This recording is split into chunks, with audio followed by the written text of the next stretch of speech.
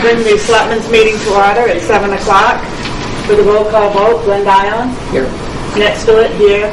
And Danny is excused tonight. So, can we all stand for the Pledge of Allegiance?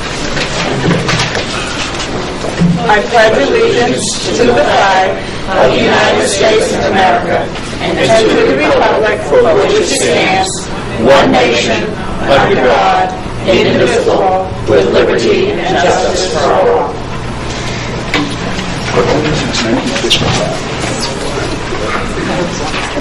Tonight we have Donna Quinn here, and Donna is from the Public Health.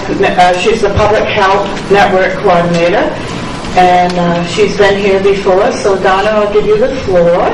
And would you like the microphone? That's up to you. If you think I need it, otherwise I'm probably good. Can you hear me? I think you're probably good because we don't have people way in the back tonight. So. And this group over here will chime in if I'm missing something, so no worries. Yes. So I am Donna Quinn. I'm the Public Health Network Coordinator for this region. The state has 15 public health networks, for those of you that may or may not know that. Where would you like me to stand? Is this good right here? Whatever you feel comfortable with. Okay. Well, I may back up and trip myself, but I'll try not to. So what I wanted to do in the past, I've given you sort of a PowerPoint presentation, and I wanted to alter that a little bit this year because we never go through the whole, I just give you the slides, you don't get to see it, and they're so small. So I thought it might be helpful to just sort of take a look of bulleted items that have happened and are happening in this last year. So for us, our fiscal year through the state starts in July. So we start a new year in July. And with that new July turnaround, we had to update our plans. So we work on these very large, Paul can attest to, plans, written documents. It's about 587 pages-ish long now. So we revised that there was an entire new format for that. So we revised that entire document. And now some parts of it are being revised yet again. And that will continue pretty much until next July, and then we'll just do it again. So it's a lot of paper that we have to use during that time, but it's nice to have a copy. And I do have some extra copies if anyone would like them on discs as well to try to save some trees. We try to keep them that way. So other than the emergency preparedness and public health that we do, which encompasses a lot of different things, we also have a medical reserve corps and a CERT team. Those are two group of volunteers. So, and they happen to be, some of them happen to be right here in their nice blue shirts. Oh, nice. I didn't know that. Yes. Thank you. So, and they have done a lot of training. They do a lot of different events. So everything from school-based clinics. I'm support one. And Sandra as well. Some people love to make an entrance. You know how I know. Showstopper. I know. So with that, we've had the opportunity to really do some activities. And since August, we taught a CERT class in August, which everybody here was a part of as well. But since August, that group has grown in 50%. So it's doubled in numbers, which is terrific. So what this means for both us and the Public Health Network and for these local communities such as yours is that if there's a need to open a shelter, or when we do clinics within the schools, we did seasonal flu clinics this year, all of that labor and all their time is donated back to you free of cost. So they don't bill me for their time. Some of them might like to, but they don't bill me. And we don't provide any kind of billing to the community. So whatever services they offer to you is free of charge. And they're pre-credentialed, they have badges on. They've had a criminal background check free of charge as well. And they've also undertaken some training. So in order to be, they are pretty much all completed with their core competencies right here, this group. Maybe just, yeah, pretty much. They might be shy of one little thing, but they're pretty much done. So they're able to provide those resources as needed, which is a really great thing because, you know, most communities don't have extra money to be able to do that. And for a lot of us in our plans, there's not a lot of those spare resources. So if you might have a shelter template, but you're never really sure who's going to open that shelter. And usually you can find people, but it's nice to know that you have some people who you could rely on, and that process would just be through me, and then I activate them.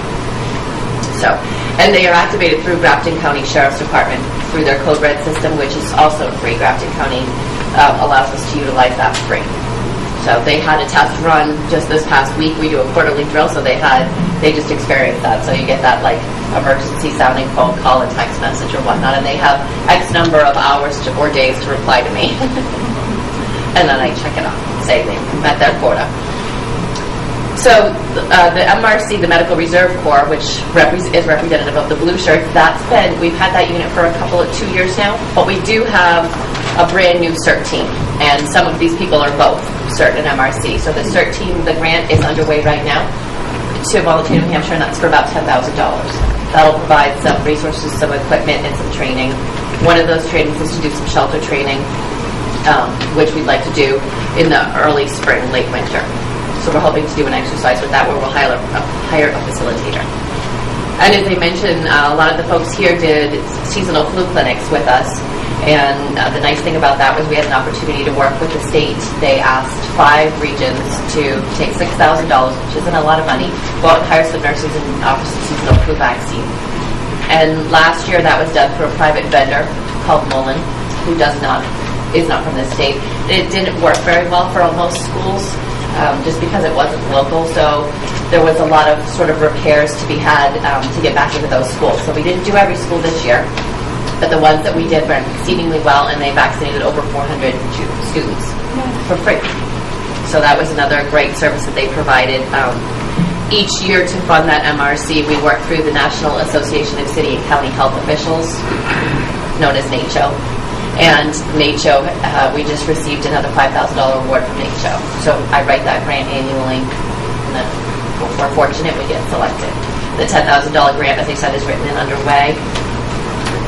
We also have done a lot of work signing some memorandums of understanding to have some agreements with facilities in place, one of which is your fire station to use, because that is your emergency operations center as well. And so we're also going to double that and use it if we need to as what's called a MACE, or a multi-agency coordinating entity. It will be used in public health. It's very much like an EOC. It's just for the region, and it's fairly specific to public health. So as part of that, in the next few weeks, your community will be receiving, as part of that MOU, a base radio station that we have several licensed ham radio operators, or amateur radio operators, and they will be doing some monthly tests, and that radio and its antenna will be installed, I would say, within the next month. So that will be another means of communication, because if you have no other means of communication with that EOC, if everything else goes down and you can't communicate with the state, you can use that radio. And we're developing a ham radio team, so that all those licensed folks will be part of that testing. There'll be monthly tests and then quarterly drills, and they'll go back and forth between another region, and they'll bounce off 2 repeaters. They'll work back and forth to see what signals they can get. So that will be another great method of communication and another nice resource that we didn't previously have. And there's also 2 trailers, same as before. There's 2 response trailers. One of them went to Lincoln today. And that one will be up there, and then there's another one that will be positioned somewhere in this general area. So if you have any thoughts of where it should go, please let me know. We need space. I'd love for it to be inside, but it doesn't. I'm relegated to the fact that it's probably going to live outside. It's really hard to get into when it's outside because it kind of freezes the doors and stuff. But it does have some resources inside of it, including some shelter supplies. So that's something to note as well, that if you have a need for those, you can contact me to get those. Yep. And blankets, yes. So, and we have those as well. So one of the things that I'm going to be working on is, once the trailers get positioned, is giving each community a complete inventory and a process for how to request those items out of there. But I will tell you that the whole village, which is where my office is, some of those items are stored there, so that we don't have to move the trailers, or if they're too frozen and we can't get in them. We have blankets and some hygiene supplies and whatnot in there. So that'll be a great resource to have as well. And those are just some of the things. I offered you a list too of trainings that have gone on for the trainings are open to anybody, so if you ever hear of a training that you want to come to, please feel free. These folks here attend trainings pretty much twice a month. sometimes even more. And since August, they have been activated twice, once for the tropical storm and the other time for the October nor'easter. So, and as I said, they just had a call-out drill. So they, I think, are really what all of this work really comes down to, because if we do have a public health event or if we do have an emergency, we have a great big book of plans, as I mentioned, but one of the annexes inside that plan is volunteer management. And so without them to be able to do a lot of things, it's just a plan, really, and I'm sure we could make it work. We could all get together. But they are a wonderful and a really great trained resource, and they're so reliable and so dependable, and they give of themselves so often. And they came out this weekend to clean a trailer out with us and get it ready for repacking it. And these things have to be inventoried. Luckily we had 6-7 people there, so it only took a few hours, but those are the things that usually just fall on our shoulders, and it take me a day to do it all by myself. So we're really fortunate to have such a great group, and such a great group from this community. So you had like the largest growing segment of volunteers. I was just going to ask you that. How do our volunteers in town compare to the other? Yeah, you have like the largest group, and they came all at once. I don't know what you did, but I loved it. Coupons will do wonders. Right. And because I mentioned that they're going to be doing some shelter workshops, one of the things that I'm going to do is get together with the communities to talk about shelter plans. Some communities have requested looking at regional shelter plans, just that resources are typically scarce for most communities, and just to look at the economy of scale, would it make sense to put together some regional shelter plans? And we don't really have that all too much right now, so that'll be something that'll be coming. That's next on the HIP parade. Good. Yeah. Could you just reiterate the significance now of Ashland being a MACE HQ? It used to be in Plymouth. Would you just explain to the board just a little bit more? Sure. How significant this is for us, Well, it's really huge, because for my public health plans, I have to denote where this MACE, if you will be. And it can be anywhere in the world. I mean, it could be like a Carmen San Diego thing. Where did the MACE go? But it has to be, but you have to have a physical location, and then you can be virtual. So if it's too icy, too stormy, we don't have to meet. We could talk by phone or Skype or any myriad of technology. But we have to have a location where we could go. And we previously had it in the town of Plymouth. So I have often thought that it would be nice to be able to rotate that, because I think it's something that each community should have an opportunity to experience along the way, or rotate it every couple of years or whatnot. But we found ourselves without a home for the base. So when we went and had that conversation, Paul and Lee sat down, and they were so willing. They said, what is it going to take? What do we need? Well, you don't need a whole lot, very little for infrastructure. You need to have a telephone and the ability to be able to fax something and things like that, and internet, which they had all of. So then we have some supplies that we can bring. If we open it, make some extra laptops, and then the radio will be positioned there. So what that does is it gives you, really expounds on the capability that you have for your own EOC, because if you want to think of the MACE, you could look at it as a regional emergency operations center. It's an emergency operations center, but now it covers, this region happens to be for 12 towns, everything up to Lincoln down to here, and kind of over it in between. So all of those 12 towns now would have a voice that runs through this community. So they could all meet there. Some of them can meet there. There are 4 what are called MACE managers. So you have one now from this community in Lee Nichols, and Paul is his backup. And then we have one from Plymouth, one from PSU, who was Tammy Hill, who's no longer with us, so she's moved on, so she will need to replace her. And then we have Chief Tobine from Hampton Thorpe. So that's a really great wealth of knowledge, and they're great resources. So they will be the ones who will sort of come together and say, is there really a public health incident here? Do we really need to be doing something else? Are there 4 or 5 communities who have no power and are calling and looking for resources? So are we going to need to say that there's going to be some issues around, food? Like we saw in the tropical storm afterwards, it didn't last that long, the power outages, but afterwards, for a lot of people, there was issues of mold. Some people didn't understand that they needed to get rid of all the food that was in their refrigerator. So all of those things would be things that we could sit down and as a group run through, using the health officers to connect with as well. to go ahead and get that information back out. So I think it's such a great opportunity for this community, and I'm so grateful for you guys to have, stepped up and given us that chance to bring it here, because I think it affords us so much. We clearly wanted to demonstrate to the community and the surrounding towns that our preparedness action was there. That Right. should something happen, we are ready to be, we are prepared. Yes. And although there are still some issues, and we talked about this during our budgetary, discussions, blankets, things for the EOC, that we're probably going to come to you now, and Right. we need blankets for here. Right. As the shelter. And you know what? That but- makes total sense to Yeah. me, because you shouldn't have to buy everything that you might not use very often. Right. We have cots as well. If you run low on those, we have pillows, we have blankets, and we have some shelter supplies. What we don't have is the buildings. So you provide the buildings, we'll provide some of the resources and possibly some of the support to run those. Some of these folks have had, well, actually all of them, they can't come to a Christmas party without a training. I bet they just don't allow it. Just give them more training then. So they had some shelter training at the Yeah. Christmas party. Yeah, oh. I make them do the training before they eat. She is. I know, it's, She is tough. yeah, they're not kidding.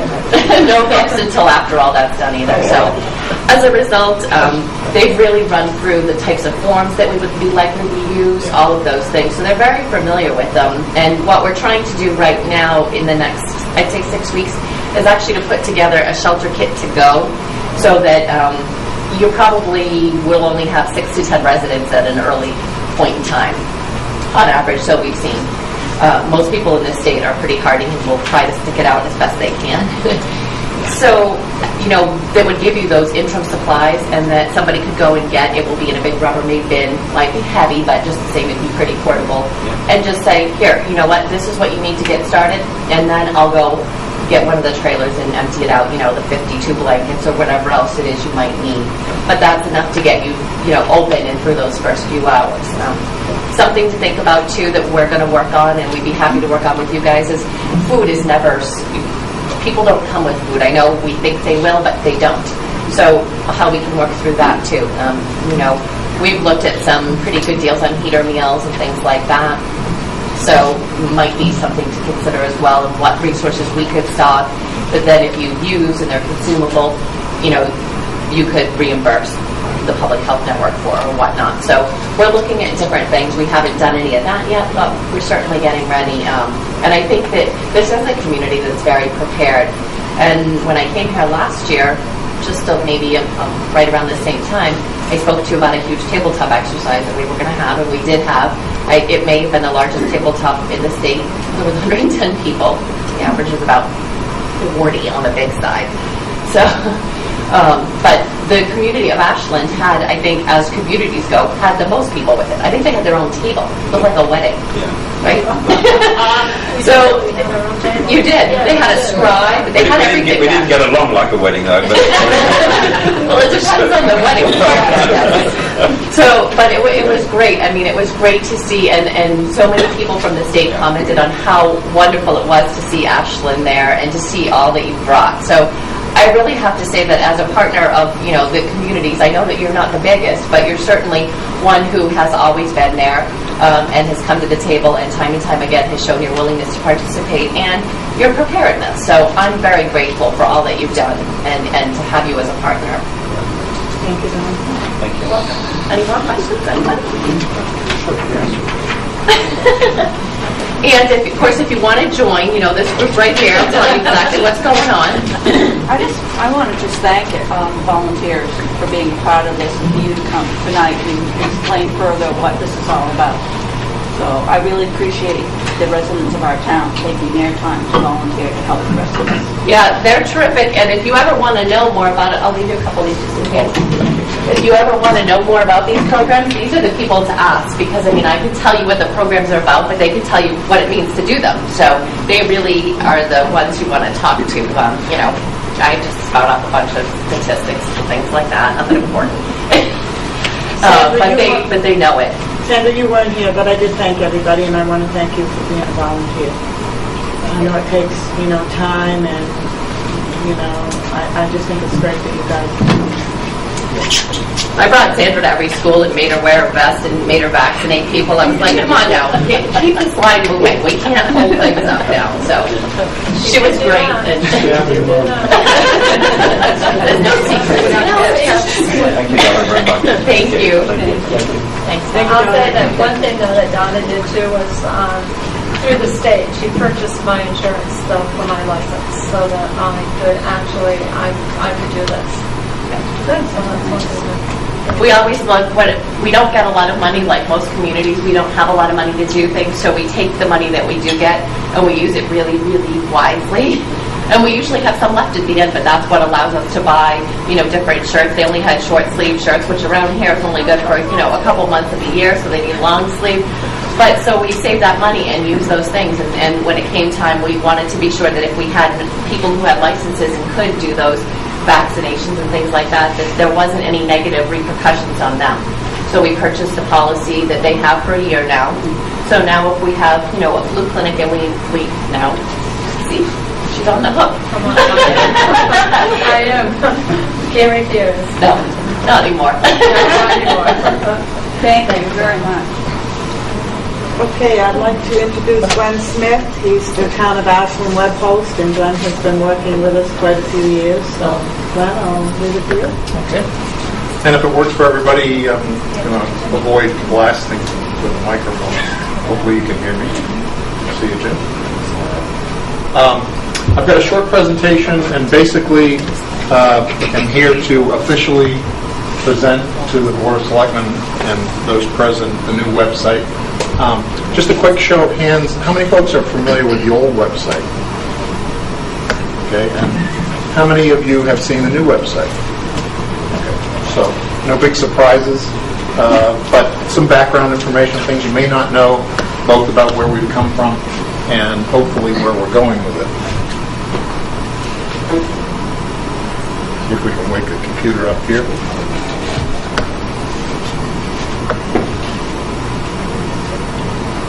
Like it's coming to life.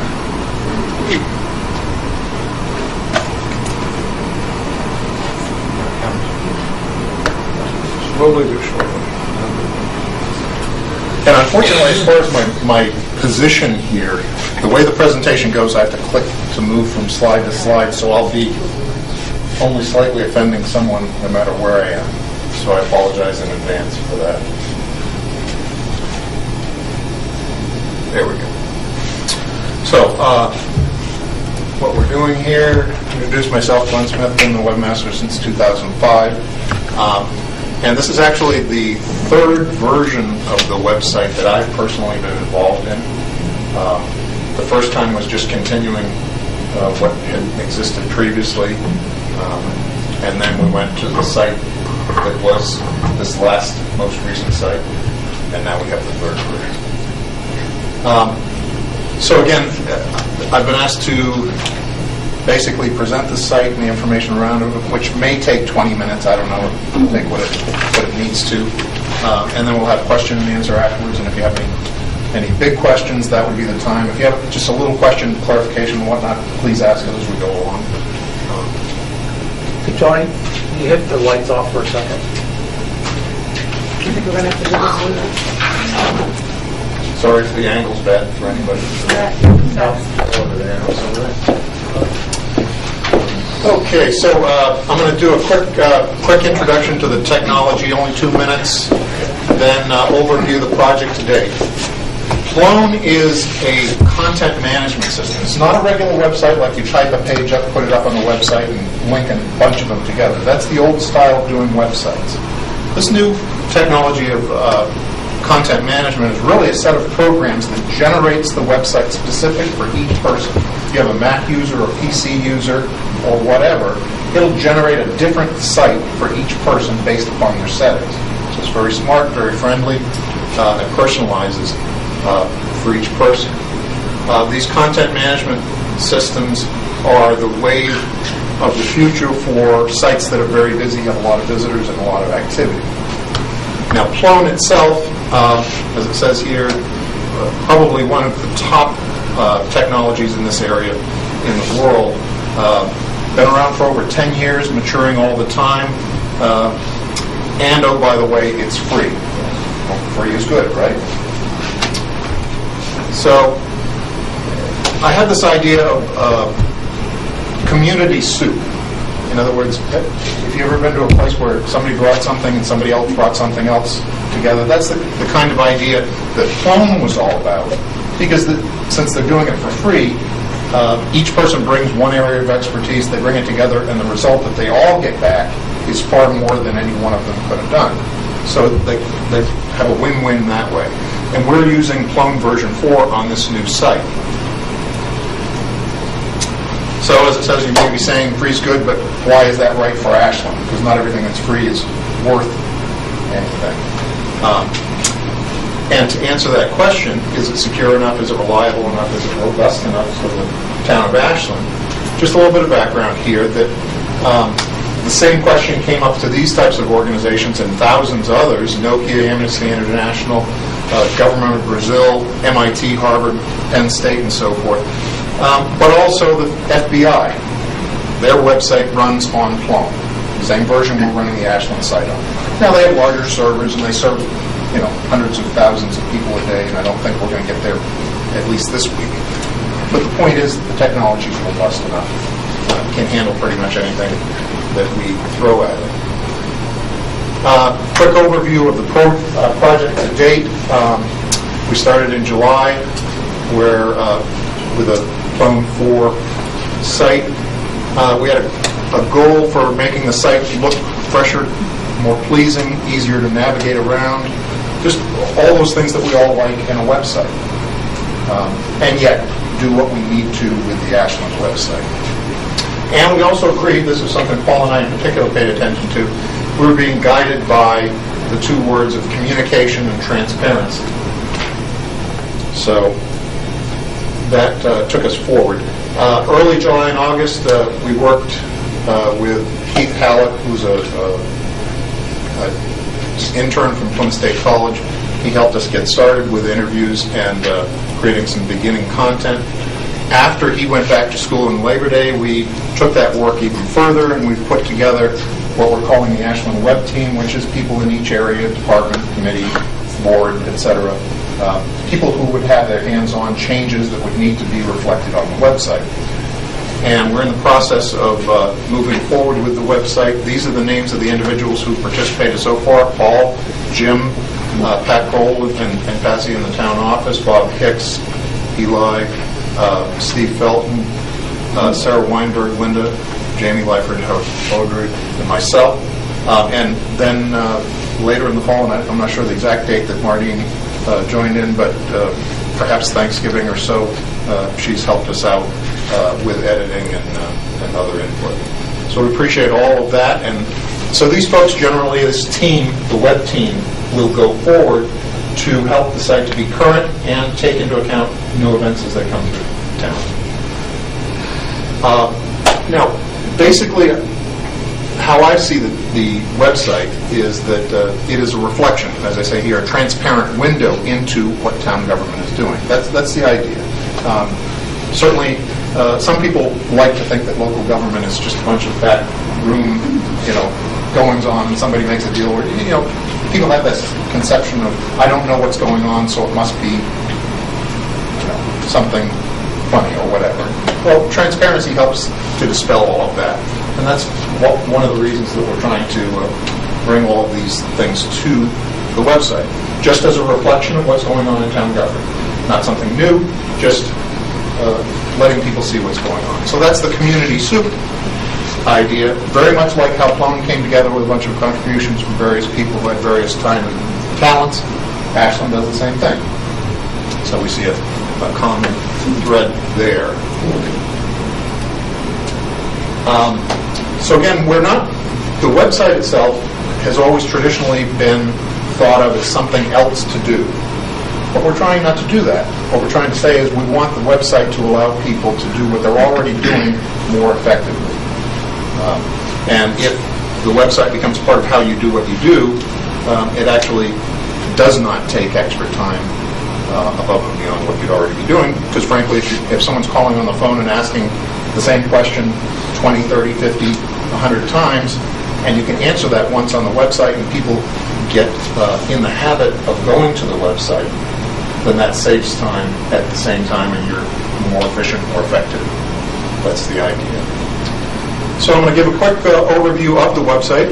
Most of you have seen it already, but I'll just quickly switch over and show you the quick features of it. Obviously, a menu system, which is most people, whether you're Mac, PC, Linux, whatever your personal computer is operating on, you're used to menus, pull down, pop up, these types of things. I'm sure you can't read it in the back, really read it from here, but the point is, we have the menu system, the whole website, broken down between living, visiting, and town government. Now, this is a town website, but it's a town government that serves a community. We want to present it that way. The whole living part is things that people who live here will be interested in. The visiting part is things that people who are visiting the area will be interested in. There's overlap there, no magic to that, but we want to provide something for everybody here. So a whole list of businesses in the area, including a place for businesses that may come into town over time to let us know, or if we missed any in the list, for them to notify us, they'll go up on the website as well. Same thing with public organizations. And that should just be a general resource to people in the community. There's also going to be specific events and news items targeted towards people who are living in town. Certainly 4th of July and holiday events, things like that we're all familiar with, parades and things like that would be specifically accessible here under living. Online town services, again, this is not duplication of elsewhere on the site, it's just a way for you to quickly get there without having to look through, which department does that, just collecting them all in one place. Also, it provides other organizations, that is, organizations that serve Ashland but are not physically located here. Okay, so the list there, and a way for community members to submit their own events and news items. Now, these are not automatically put up on the website, but you're submitting them. We have a way where myself or someone else will take a look at that, see whether it's something that should go up on the website, and if so, that'll move forward. So we want people to be invited into participating in the project, being part of all this notification. Visiting more generally for people looking for dining, lodging, and events, things to do, places to go. And those are all listed here as well. Basically, it's another way of slicing the businesses. So a business would be identified as a dining establishment or a lodging establishment, and so forth. And there's news, shopping, and more information. A few little backgrounders for people who are not familiar. Some people like to read about the history of an area, so we provide that for them. Now, town government is more or less an upside-down org chart where you have your boards.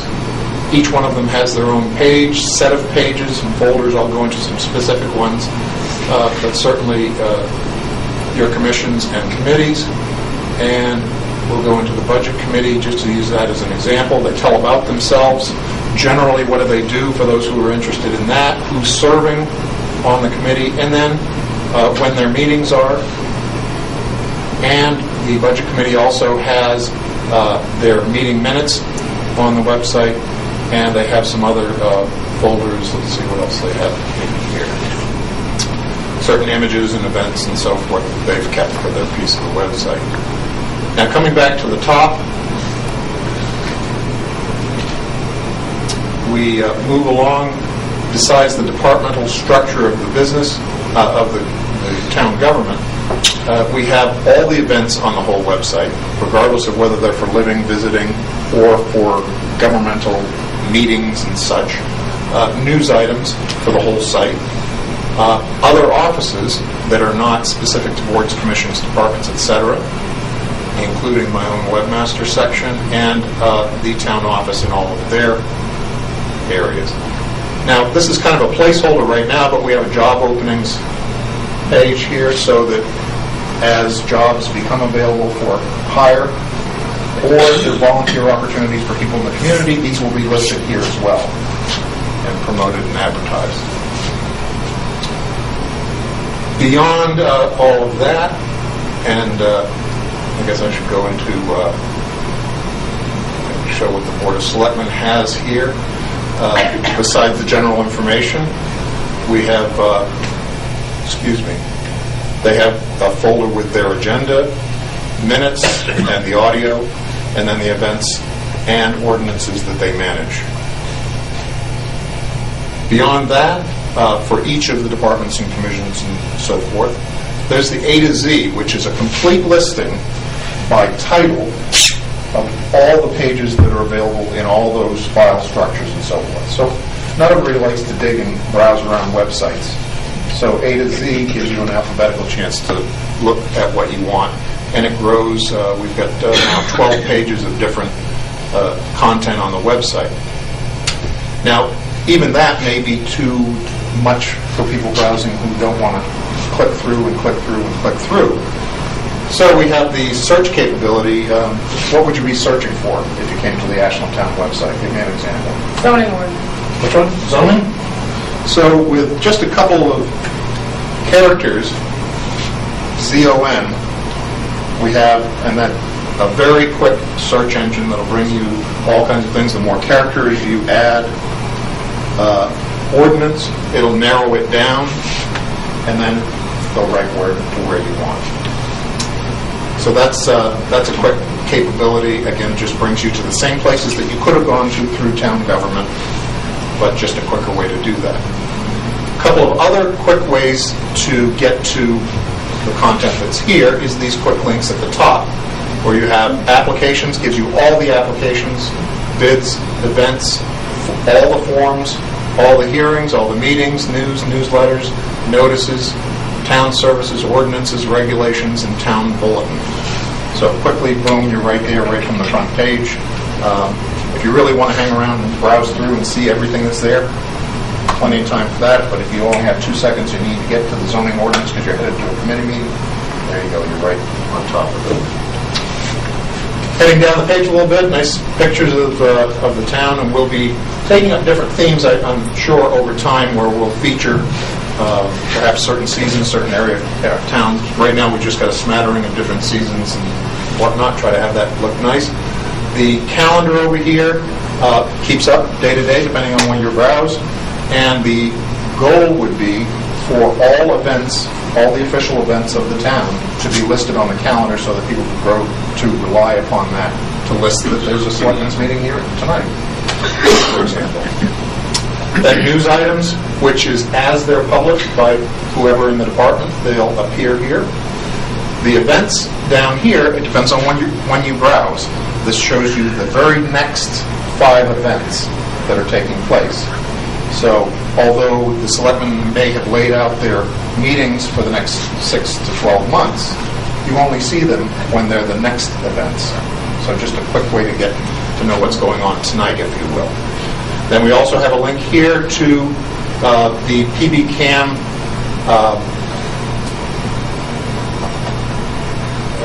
videos that are being taped. This is the website that they cover here. And I won't go through playing the video because that would be sort of redundant where we're taping it, showing it at the same time. I don't know what the equipment would break. Anyways, good looking picture there, so that'll be available, and the idea would be that just like this meeting, when it's taped, made available on public access, it would also be available by way of the website.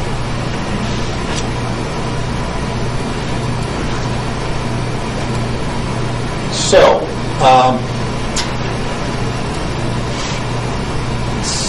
gone through that.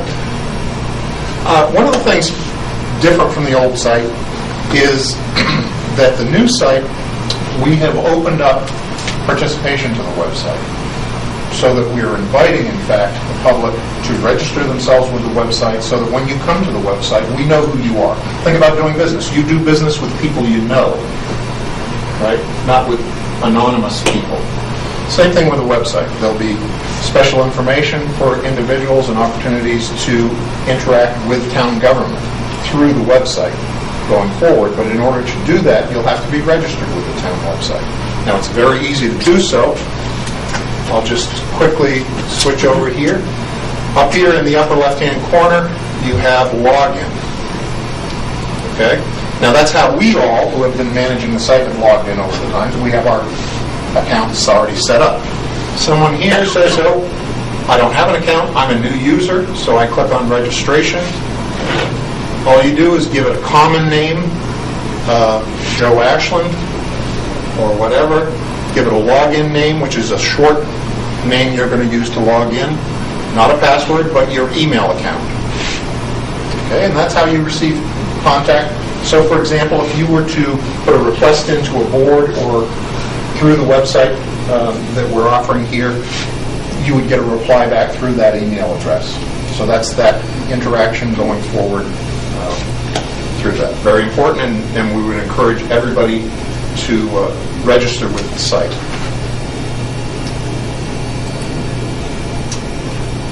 Now, switch back over here. Okay, so basically, the site is robust, reliable, secure, and easy to maintain going into the future. So we should be able to provide a much more current website for everybody who's interested in that. And again, it's not perfect, as I say here, but we're doing the best we can to invite people to participate and make it useful going forward. The future of the website that we've come up with for a vision is for all of the public products and services that the town provides, products and services, to be available on the website. But that's not the end of it, because each one of those products and services has a process behind it. Somebody wants to know general information about the planning board and the subdivision process, but there's a process where you step through. And these processes can be made available on the website. And so that's one of the visions that can be put up here, is that someone would not only do general research on what do you need to do a subdivision or a property line adjustment or whatever would be appropriate to any of the departments and committees, but now what do I do to start the ball rolling, to make a request, to submit documents that may be relevant to that request. These types of things can be done through the website, and this technology of Plone is there today, and it's just a matter of bringing process by process, product and services into the website as we can go through and bring people into the process. Transparency, just coming back to that, the idea is issue tracking, and I'll give you an example of that in a minute. Issue tracking is, we're familiar with just how anybody keeps track of their punch list. You have a job to do. You have a variety of different requests that you're handling, but how do you keep track of a real complex mix of the requests that you're keeping track of? Well, the website, for example, and I'll use, for example, the webmaster section. Down here at the bottom of every page, we have a link to website issues. If anybody has a problem, maybe we were linking to something and it's no longer there. Like the PD Cam, if somehow they changed their website, you would have a chance to tell us. In my area of town government, we have email account issues, we have functionality problems, we have town service, site registration issues, perhaps a process, training issues, or issues related to content. But people who are registered with the site could come in and make a request. Let's say someone has come onto a board and doesn't have an email account that they would need in the course of running, serving on that committee and whatnot. Steve, for example, would fall into that category and has already been through that process. So you can put a request in, and it tracks what's been done, all the issues that are currently pending for the website. You could do the same thing with processes in other areas of town government, where, again, 24/7, what I do as a webmaster is available for you to see. Very transparent for everybody to see. One thing that I do as webmaster is I keep a log online that everybody can see. This is by date of the things that I do and how long I spend doing those things. Now, I know that may or may not be practical for the other areas of town government, but certainly in the interest of transparency, everybody's interested in knowing what everybody's doing. Let's see. So issue tracking. And there are other examples. Eli and the Housing Standards Board, we've already talked about putting some of their forms online, not just PDF forms or a picture of a form. And we have some of that now on the site. But we're going to be moving towards having online forms. I'll give you a quick example of that. One of the things that we're doing to get pictures from the community of Ashland is we're putting together a photo contest of Ashland. Well, when you come here to the photo contest page, you can either look at the pictures that have been submitted in the photo contest so far as they come in, and I'll just quickly go back, or you can click here to submit your own picture in the contest. Well, again, this is just a photo contest, but the idea is it's a web form you fill out in order for you to participate in a town process. So anywhere else in town government where people fill out a form, you can do the same thing. So it'll be just a matter of going department by department and bringing these to the website. So that's the vision for the future, is that all of these types of things, instead of someone having to drive down to town hall and fill out the blue form in triplicate, they can do it online. And if it's a more complicated process, perhaps an issue tracker would keep track of the process as it goes through, pending request, meeting, etc.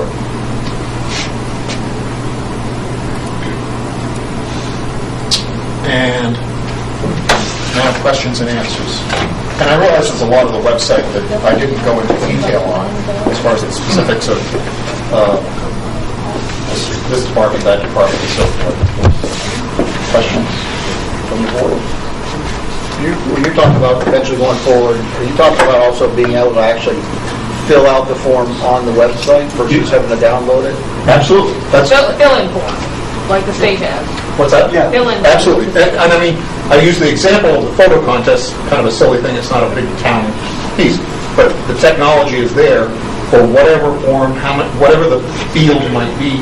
If you have a text field or a large narrative that someone has to write, or a document that they need to attach, all of that is possible through this technology. It's just a matter of the people responsible for those processes just coming up and saying, this is what we want it to say. And, you know the forms, and you can go back and you can say, well, that can be pretty easily translated. Okay? And we want to make it as easy as possible. And you would link maybe that filled out form to a series of email addresses, or so it gets sent to the chairman, the co-chair. Absolutely, absolutely. So everybody knows it was actually submitted. And that's actually what happens with these web forms. Give you an idea with the photo contest, what happens is I receive an email with the attached picture. But it would be appropriate that if it's, I'll use the planning board, if the planning board is receiving some type of input, we would set up a special email that gets distributed to the members of that board or committee or whatever. So everything is kind of connected so that everything works together in Right. the community. Well, and again, it's not doing something new. It's what you're already doing. It's just doing it more effectively so you don't get that call at the wrong time. Because, and the idea that I have here, that we've talked about, Paul and I, is when someone has a question, what's going on with any given issue? If it's an issue you're already dealing with, instead of, well, who do I call to find out about it, there should be enough information right on the website. And if you're involved in the process, you should already have feedback immediately. I submitted this on then. I may have a tracker where I can follow and see I did this on this date and that on that date, and so responded, and you can see the progress through the process. Well, my concern is who's going to be updating these, because when I used to go on the old website, it definitely was not updated. So my concern is if people are going to go on there, they want to see what's happening now, minutes now or whatever. So who's going to be updating these to make sure that they stay updated all the time? Well, that's the role of the web team. Okay, so previously we didn't have an individual in each area who was at the meetings who would know what content needed to be updated. I certainly wasn't attending all the meetings, so I didn't know. And although I tried to be aware of them, people weren't always writing an email to me to say, oh, by the way, so-and-so is off this board and now so-and-so is in there. So the idea of having someone in each area who's responsible for keeping track of that, taking ownership of that, that's the key to it. But again, as far as minutes and so forth, they're already keeping minutes, and most people keep those minutes electronically. So it's not really a stretch to do the copy and paste and put it up on the website. Another quick question that I anticipate, but I'll jump in with, is that as far as the official notifications that the town makes at certain times, legally you have to notify this, that, and the other. Right. This is not a substitute for those legal notifications.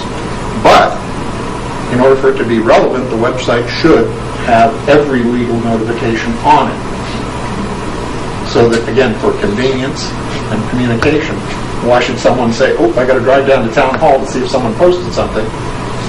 You know, for most people, this should be the most convenient way to find out what's going on. Are there any other questions? Yes. Jane?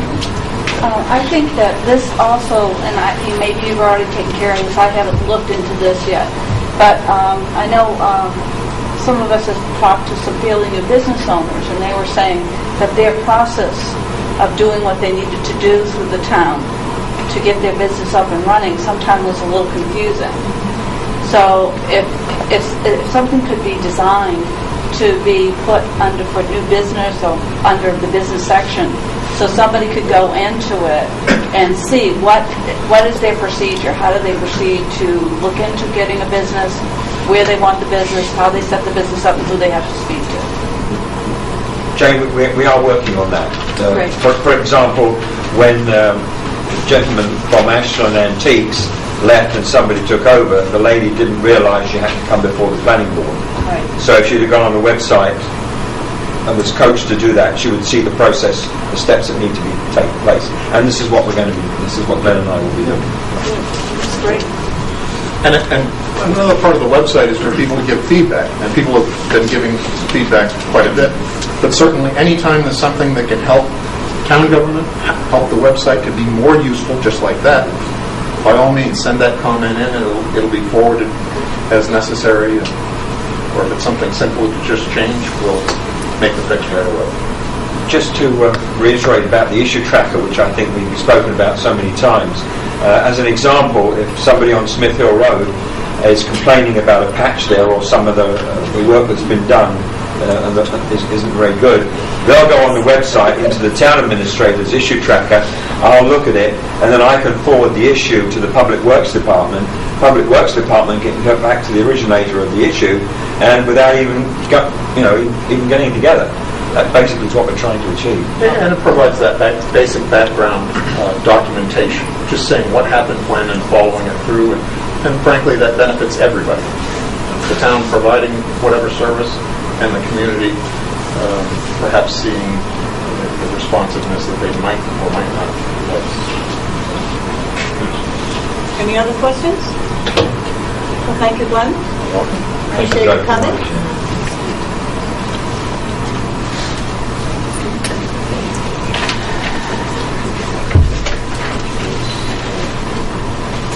Madam Chair, would you mind if we leave that there? I'm responsible for that at the end of the No, that's evening. fine. And I'll take care of it. Yeah, Thank that's you. fine. Thank you very much. Okay, approval of minutes, January 3rd one. I didn't have anything other than some punctuation errors. Yeah, that's all I thought.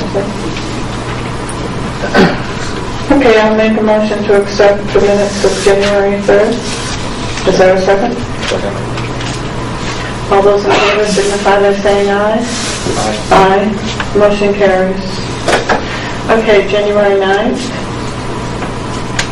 See, I just put those in your box. Yeah, I noticed that. I'm just looking through it now.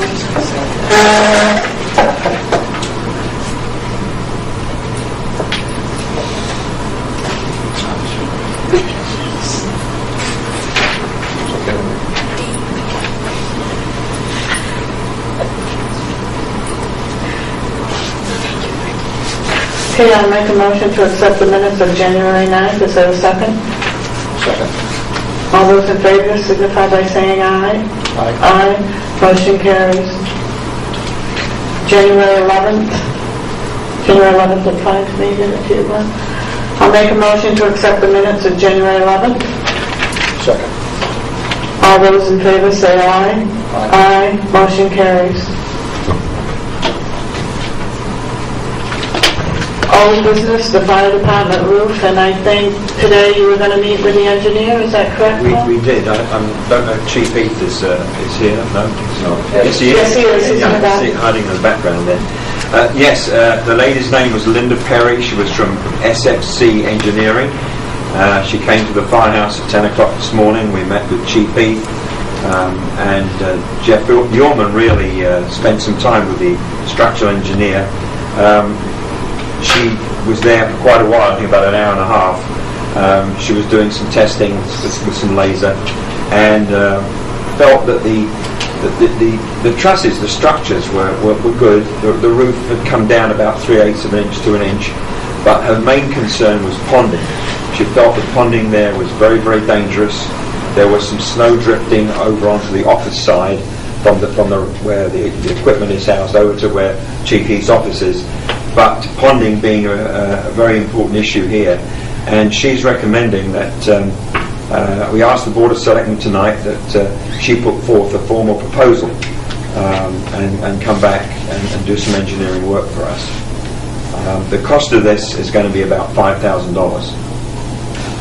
Cost of the engineer of the work, but she would like to put up a formal proposal to see if the Board of Selectmen are interested in this particular engineering firm going forward.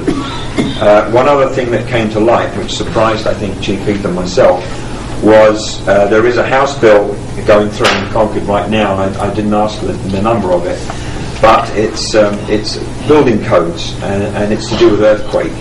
And our firehouse, being so old, will not be able to withstand an earthquake. So there are some codes there that would have to be met. And then she's done this in other towns, this particular lady, and would be willing to do it in Ashland as well. But of course there is a price tag attached to that. When she says stabilizing the building, it can be done, and I think Chief Heath can correct me if I'm wrong here, but it can be done from the outside rather than from the inside, which would save a considerable amount of money. Now, as far as the codes being met, would there be any grants maybe that could help with that, or did she mention that at all? Not really. No, she didn't. It's not a bill yet. It's not a No, law. No, I know that. No, but it's going through as a test case. So a lot of these older fire stations that are not, or any building that is not up to code from an earthquake standpoint, will obviously have to look at. So what you're looking for tonight is for either vote or a consensus of the board to agree with the $5,000. Well, to see if we will go forward, we look to allow SFC to make a formal proposal. Right, and it's $5,000. And she thinks that the cost of engineering will be about $5,000. There will be another, if you want to look at the earthquake issue, there is more money involved there. But she feels the engineering fee would be $5,000 to really come back with a formal proposal on what needs to be done. Because we have to do something. We can't just keep going on.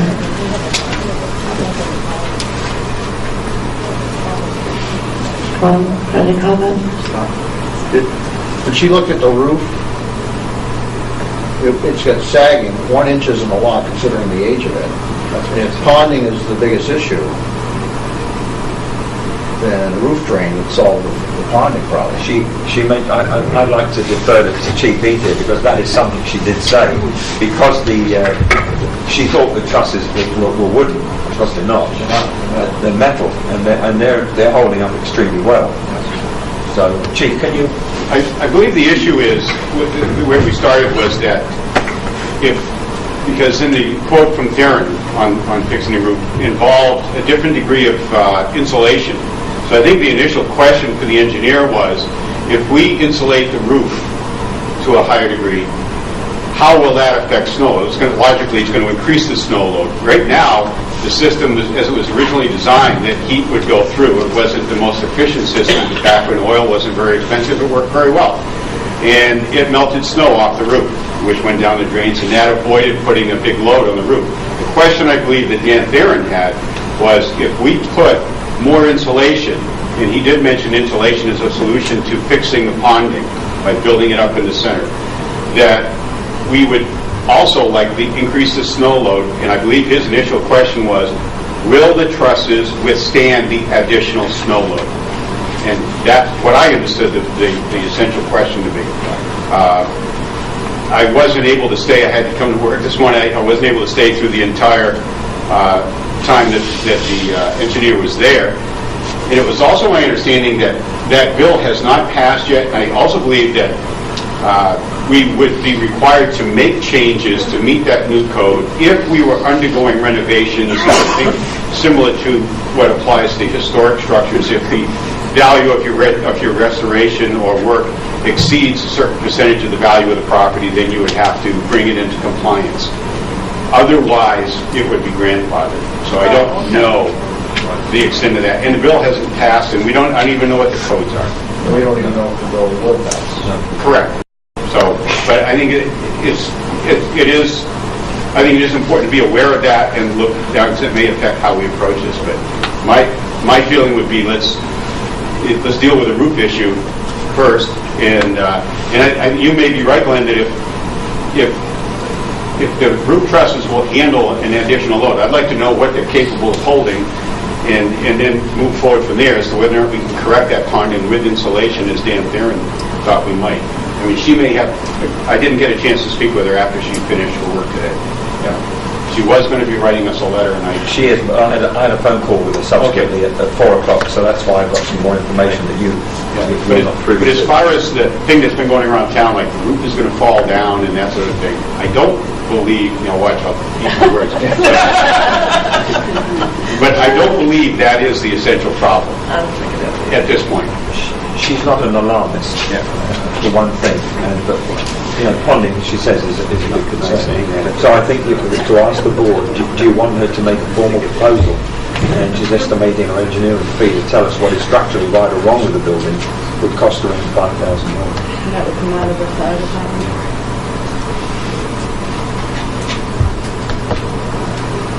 Well, we do have a bidding policy.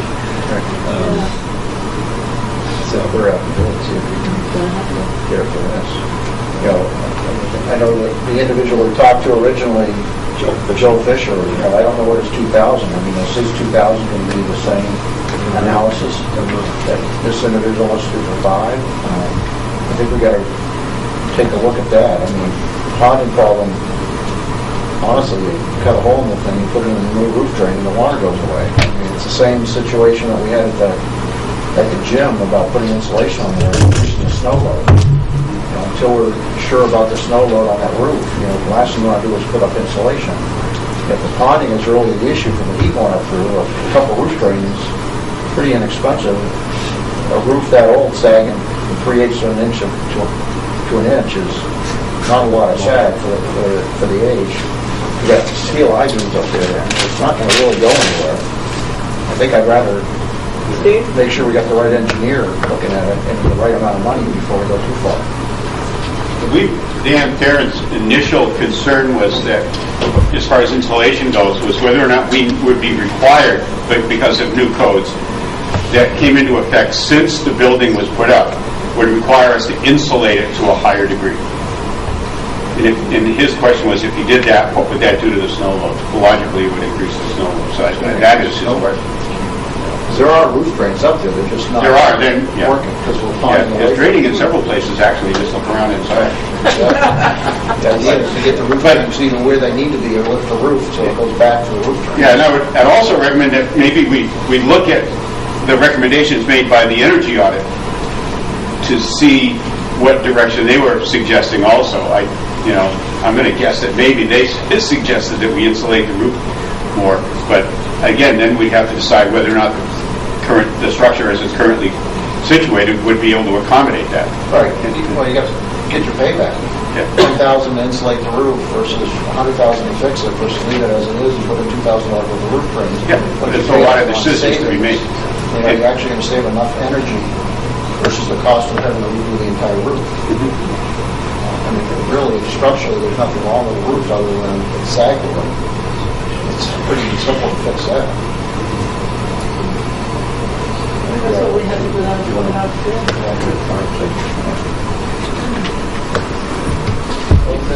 You'll go forward with that, yeah? Yeah.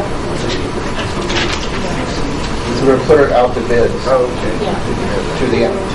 Send it out to Can you start using the mic again, because it's really hard to hear you guys over here. Sorry. We are going to put it out to bid to the engineers and bring in more engineers and see if we get a more competitive price other than $5,000. Because we did have this gentleman from Guilford who was going to look at it, and for $2,000, I'm not sure what that $2,000 would have entailed. If it's going to be for $2,000, then we get the exact same information that the other engineer wants to give us for $5,000. So I think we have to put that out to bid and then get a plan that's reasonably priced for us first, and then see what the plan tells us what to do. So Paul's going to follow through on that. Okay, vehicle signage outside the town library. At our last meeting, we had people here that were concerned about the signs and about the parking out front. And so Paul and I went to a meeting with the Scrivener trustees, and they definitely were against it. They will not let us put a sign there. So we kind of tossed things around and came up with some other ideas. So Paul and I are going to follow through, and we're going to have meetings with the businesses in town, probably at the Booster Club, and come up with some ideas and see what we can do. Not to necessarily say the name of the business, but to let people know that there's a restaurant down there, that there's a beauty shop down there, that there's a gas station. So just to let people that come into the area know what's there. If they were to go down, by the dollar store, they'd know there was a store there, they'd know there was a restaurant, a laundromat, things like that. So Paul and I are going to follow through on that, and we are going to meet with businesses, and we're going to see what we can do so that people know what we do have in town, so that when people come in from Holderness and the other way, they will be very much aware of what we have to offer. Okay, new business. Paul? Glenn? Town Administrator's report? On January 11th, I attended a meeting at the Common Men in Plymouth where a presentation was made as part of the local Veterans Initiative for a Veterans Housing Facility which is being proposed in the Greater Plymouth area. The towns under consideration are Plymouth, Thornton and Ashland. The program is named Soldier On and is in a response to the critical need to expand veterans housing and support services here in the Lakes region. If anyone's interested in going on the website, it's www.soldieron.org. Our new website has been getting some good reviews and further suggestions, and I should like to read out a couple of emails that arrived in the town office today. This actually is from Sue Hunt, who is our municipal loan officer at Northway. She says, congratulations. You obviously put a lot of thought and work into this new incarnation of the town's website, and it's really paid off. Easy to navigate, lots of information, and a nice style to the written pieces that she's come across so far. We're right in the middle of it all is a great tagline for the town. A resident in town, Ashland has a beautiful website and it is very user-friendly. Do you have a human resources department or anywhere else on the website for job opportunities? Well, Glenn Smith showed that tonight that yes, we will have, and the postings whenever there's an opportunity for applications will go there. Dave Jeffers, who, if you're on the planning board working with a master plan, knows that he comes from the Lakes Region Planning Commission, just visited the new Ashland website. What a nice improvement. Well done.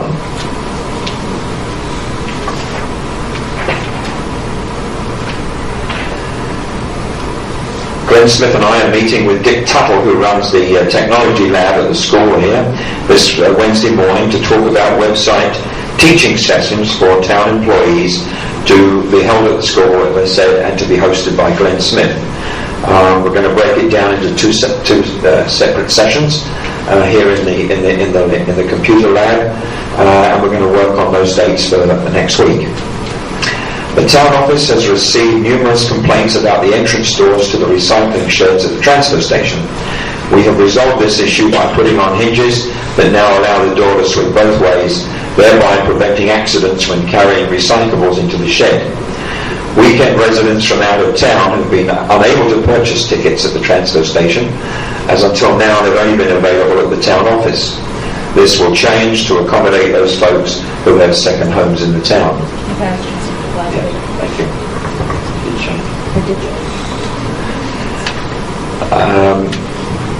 Ashland residents Pat Mazzone and Sherry Downing came to the town office to discuss the formation of an ad hoc wreath committee.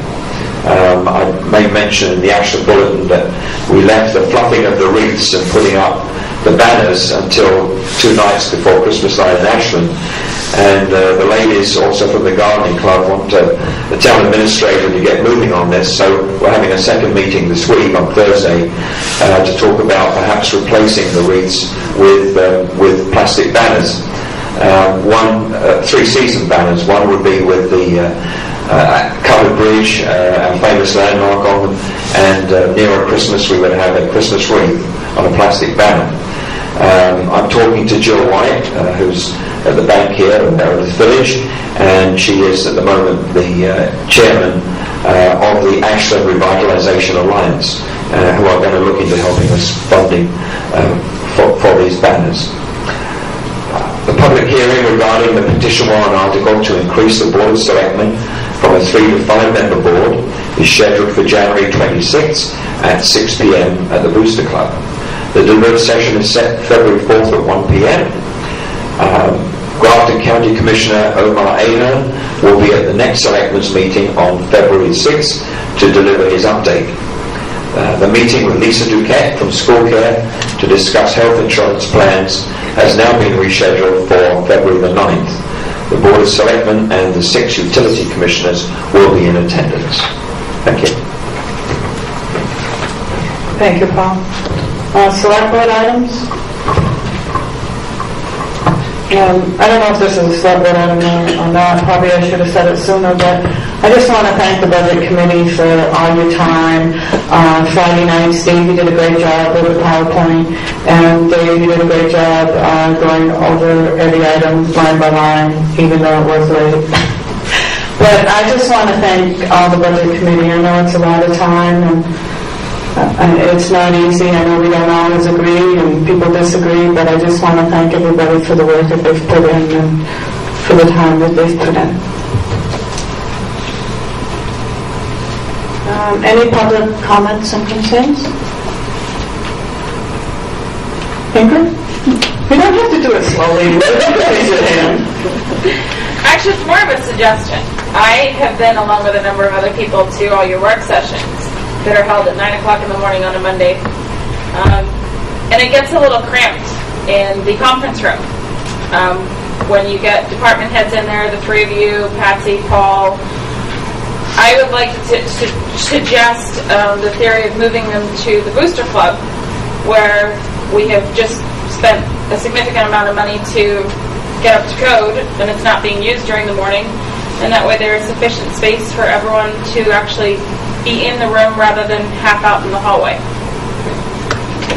We'll take that under consideration. I think the reason that we have the work sessions at the office, I know, is because if we need something from the girls or if there's something in Paul's office, it is a work session. We get a lot done, so that's the main reason that we do have it there, so that it's also a public meeting, and you need to have space enough for the public to be in. It's a public meeting, but it is a work session too, and it's a time for the board to get things done. But we have the right to hear what's going on, and you can always hear when you're stuck outside next to the copier.